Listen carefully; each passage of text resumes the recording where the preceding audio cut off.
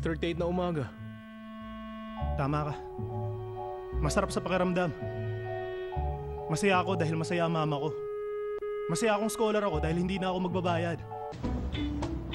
Mag-e-exam ka lang, nagme-makeup ka pa?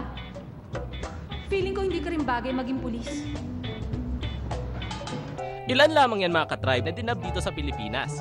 Kaya tara na at samahan nyo kaming tuklasin ang mundo ng dubbing. Mga katribe, alam nyo ba na ang dubbing ay ginagawa para mapalitan ng mga boses ng characters using different languages? And did you know that, according to Maxwell Spear, dubbing was originally in the US and formerly known as copying or doubling? Ang pagdadub ay hindi lamang sa anime ginagawa. Pwede rin ito sa mga teledrama at mga movies. Kagaya na lamang ng Marimar na siyang kauna-unahang foreign telenovela na dinub dito sa ating bansa. Teka lang mga katribe, alamin muna natin ang pagkakaiba ng dubbing sa voice acting. Voiceover is actually always behind the stage, always behind the curtain.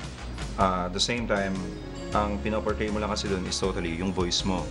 So, ang nangyayari kasi sa voiceover, kailangan mong pagandahin yung boses mo when it comes, for example, sa mga corporate events. Ang mangyayari is, kailangan maganda buo yung boses mo na kung saan mas magugustuhan, parang authoritative, nagkakaroon ng something na maririnig ng tao na hindi pa nila naririnig simula pa lang. When it comes naman sa dubbing experience kasi, dun ka naman papasok sa iba't ibang characters na kung saan pwedeng bagayan ng boss mo. A lot of it is canned, but dubbing, it really encompasses voice acting. There's a huge difference between doing voiceover, which is usually somewhere around the pitch range of your normal voice. Unlike voice acting, you're really giving life to words. Si Mel Blanc ang tinaguriang The 1000 Voices dahil siya lang naman ang nagboses sa mga kilalang cartoon characters sa Amerika katulad ni Daffy Duck, Porky Pig, Bugs Bunny, Sylvester the Cat, Foghorn Lenin at ni Tweety Bird at marami pang characters from the Looney Tunes and Merry Melodies theatrical short films during the age of American animation. At kung si Mel Blanc ang tinaguri ang The 1000 Voices, syempre dito naman sa Pilipinas, we have the voice master, Pocholo Gonzales.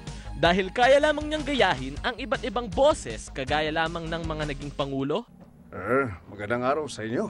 Kayo ay nanonood ng Tribe. Ay, ang saya-saya dito sa Tribe, no? Mabuhay kayo. Cartoon characters. Hey, come on, Patrick. My name is SpongeBob. Ay, da! How are you? My name is Patrick. You are watching Tribe. At ng mga artista. Ano naman kaganda naman ang programa ninyo. Masasabi ko lang pare, sino ka man? Nasaan ka man? Walang ano man. Dahil dito sa Tribe, kayo number 1. Ano ka mo? Nanonood ka dito sa Tribe. Ang ganda dito, Ting. Alam mo naman, Manoy. Napakaganda dito. Manood ka lang dito. Tama si Michael V. Big size, big taste. Dito sa Tribe, ikaw number 1. Tandaan nyo, di ba sabi ko sa inyo manood kayo dito sa Tribe? Dahil, astig, yummy, sarap, you know. Hi, ako po si Pocholo, the Voice Master Gonzales ng Creative Voices Productions. Si Pocholo ang kauna-unahang nagpatayo ng voice acting school dito sa Pilipinas. At ngayong araw ay nakisali kami ni Ana sa voice acting workshop ni Sir Pocholo dahil mamaya kami naman ang magdadub. Actually, nagsimula ako nung baby pa ako. Na-realize ko mayroon akong talent. Ganito, yung... Hindi, joke lang. Kasi wala kaming TV. So, mahilig kami sa, makinig ng radio drama. So, yun yung naging means of entertainment ko. Todo practice kami ni Ana sa pagdadub.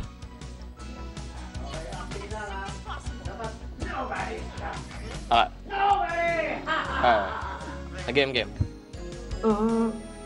Hello? Nobody can stop me! Nobody!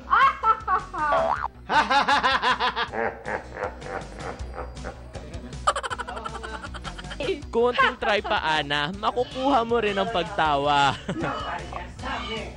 Nobody! Sa mga baguhan, no, dapat talaga dumaan muna kayo sa workshop kasi kumbaga para kayong sumugod sa gera na hindi kayo na-train.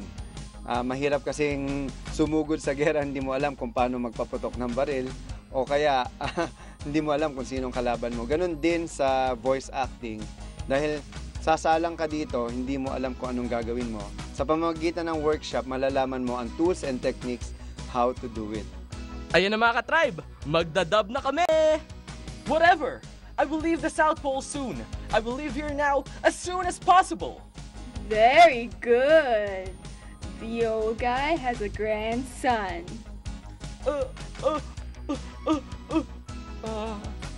Hello? Nobody can stop me. Nobody.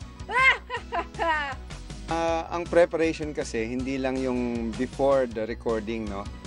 I believe yung preparation nangyari na yan 20 years ago. So yung preparation mo dyan ay yung experience mo.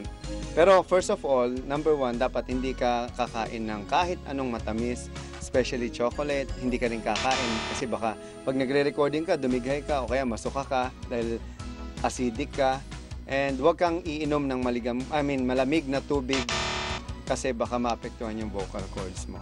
Sa lahat ng mga gusto maging voice artist, i-pursue nyo lang. Pero there's only one way na mapasok mo to. Parang, paano ba maging doktor? Di ba dapat mag-aral ka?